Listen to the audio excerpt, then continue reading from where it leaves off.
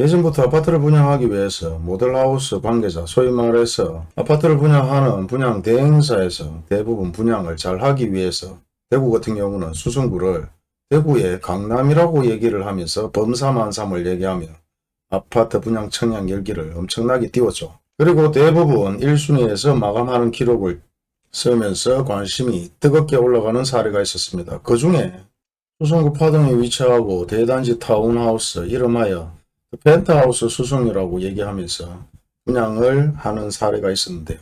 타운하우스답게 3층 구조로 해서 17개 동에 143가구 구성으로 엄청난 선호도를 높이면서 떴다방들과 투기 세력까지 몰렸다는 얘기들이 들은 적이 있었을 겁니다. 물론 이런 아파트뿐만 아니라 대부분의 신축 분양되는 아파트들, 떴다방과 투기 세력들은 대부분 많이 몰려 있었습니다. 하지만 유독 더 펜트하우스 수성에 대한 얘기들이 많이 나온 곳은 대구 수성구라고 얘기하지만 파동에 위치하고 있고 아파트가 아니라 타운하우스로 분양을 하는 것이기 때문에 사실 분양이 제대로 되지 않으면 향후에도 전혀 분양을 할 수 없는 상황도 만들어지죠.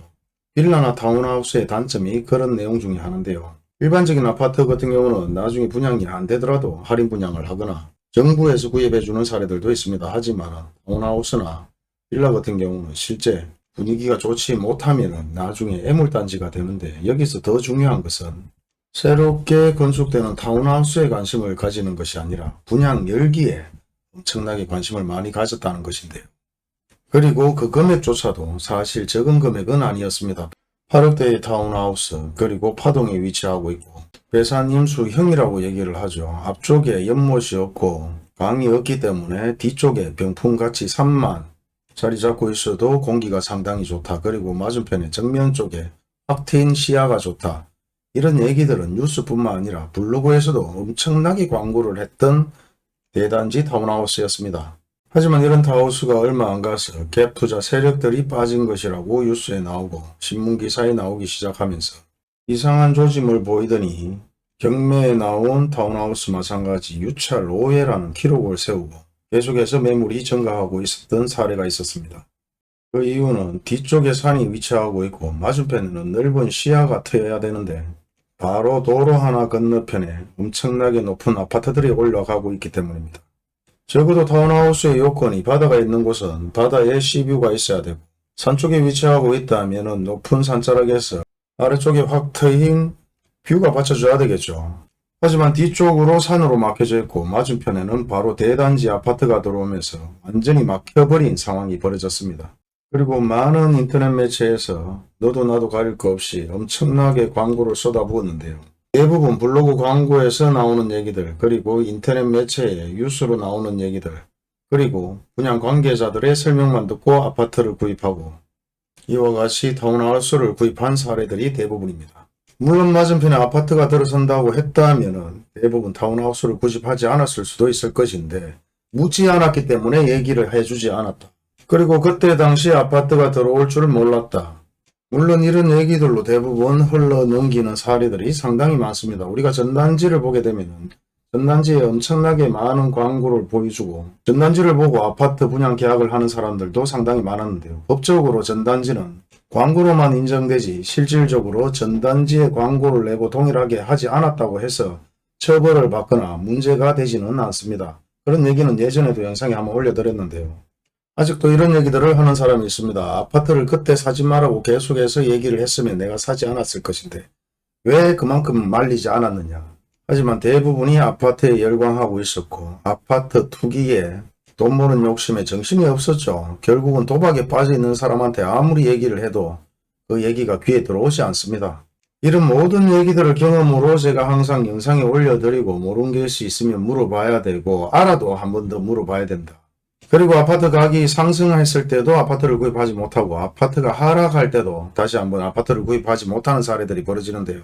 너무 적은 지식 때문에 뭘 물어봐야 될지 모르는 상황이 벌어지고 작은 지식으로 함부로 판단하다가 손해보는 사례들도 많이 벌어지기 때문에 항상 가까운 부동산에 가서 물어보고 많은 영상과 신문을 보면서 어느 정도 기초 지식을 가지고 적어도 모르는 것을 하나하나 따져가면서 물어볼 수 있는 기회를 만들려고 누누이 얘기 드린 것이죠. 항상 제가 말씀드리는 것 중에서 모르는 것은 항상 물어봐야 된다. 알아도 더 정확하게 잘 아는 사람한테 또 물어봐야 된다. 옆집 윗집 사람들한테 물어볼 것이 아니라 전문가한테 물어봐야 된다. 이런 얘기들은 제 경험에서 나오는 얘기들이고, 세금이면 관할 세무서가 다 있습니다. 수성구면 수성구, 남구면 남구. 돈을 주고 물어보는 것이 아니라 문의를 하고 상담을 하는 곳이 아닌 남구면 남구 세무소, 서구면 서구 세무소가 있습니다. 찾아가서 직접 물어보시면 되고, 법률적인 부분은 법무사한테 물어보시면 됩니다. 이런 얘기를 왜 하는가 하면 사전에 얘기를 안 해줬는 것이 문제가 되지 않느냐. 물어보지 않았기 때문에 얘기를 해주지 않았다. 서로 논쟁이 벌어지죠. 그러면서 사기 사건으로 고소고발을 하는 사례들이 있는데요.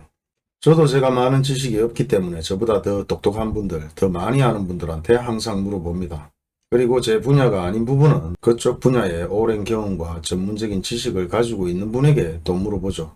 이렇게 물어보다 보면은 지식이 하나 둘 쌓여서 나름대로 나중에는 어느 정도 핵심 포인트만 물어보는 사례들이 만들어질 수도 있습니다. 그리고 또 어떤 분들은 이제 와서 이런 얘기를 합니다. 예전에 청약을 받으려고 했는데 영상을 보고 제가 청약을 받지 않았습니다. 그런데 지금 대부분 아파트가 준공되는 시점에 다시 가서 확인해 보니 바로 옆에 벽 비우더라.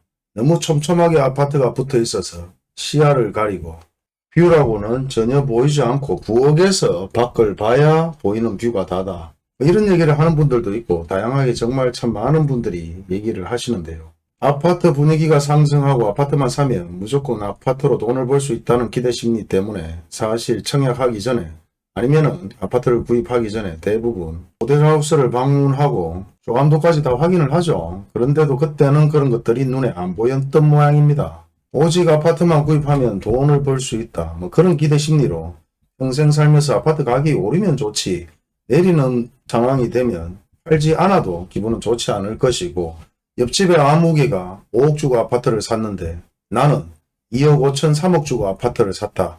얼마나 기분이 좋겠습니까? 하지만 옆집에 아파트를 구입한 사람은 그걸 몰라서 구입했는 것이 아니라 단지 가장 예쁘고 럭셔리하고 아파트 지가가 오를 수 있다고 생각해서 아파트를 구입하고 분양을 받았는 게 답니다.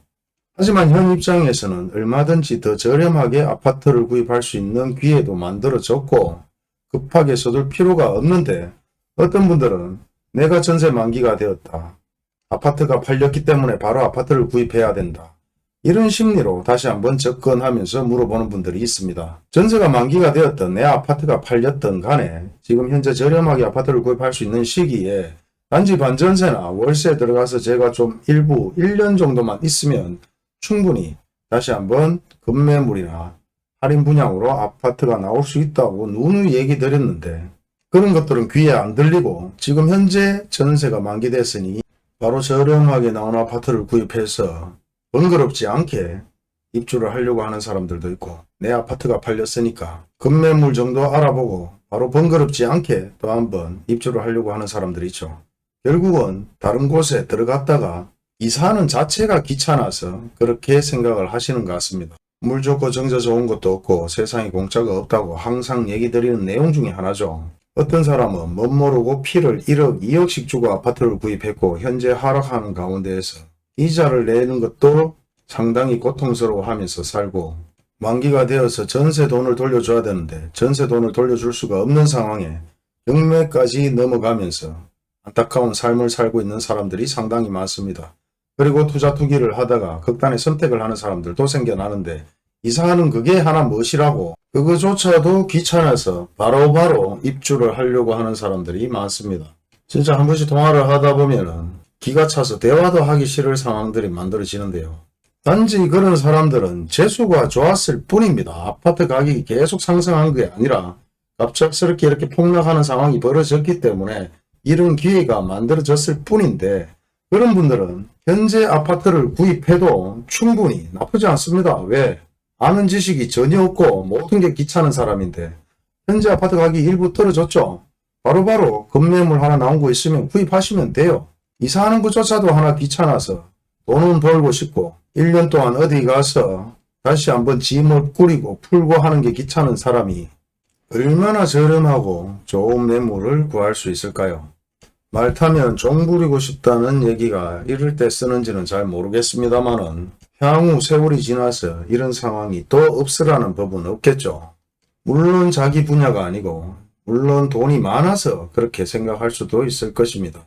저는 그렇게 생각하는 걸로 넘기고요. 아무튼 현 시점에서 제가 말하고자 하는 것은 어느 정도 지식은 기본적으로 있어야 되고 무조건 모르면 물어봐야 되고 물어보는 사람이 옆집 윗집 사람이 아니라 그 분야에 경험이 많고 전문 지식이 있는 분에게 물어보고 뭐든지 하나에 꼽히면 다른 게 눈에 보이지 않습니다. 현재 계속해서 정부에서 세제 혜택이라든지 대출 혜택을 계속해서 주죠. 2007, 8년도, 9년도에도 그랬었습니다. 그런 뉴스의 영상들 일부 내용들은 캡처를 해서도 제가 올려드렸는데 영상을 제대로 보는지 안 보는지 관심이 없는지 오직 저렴한 아파트만 구입해야 되겠다. 할인 분양하는 아파트만 구입해야 되겠다. 그런 생각만 가지고 있는지는 잘 모르겠습니다만은 별거 아닌 영상이지만은 나름대로 경험해서 데이터와 어플을 바탕으로 말씀드리고 있기 때문에 나름대로 깊이 있게 한번 생각해 보시기 바랍니다. 그리고 현재 기회를 절대 놓쳐서는 안 된다. 현재 부산의 아파트 가격이 폭락한다고 얘기하지만 대부분 전체적으로 아직 시작도 하지 않았습니다. 감사합니다.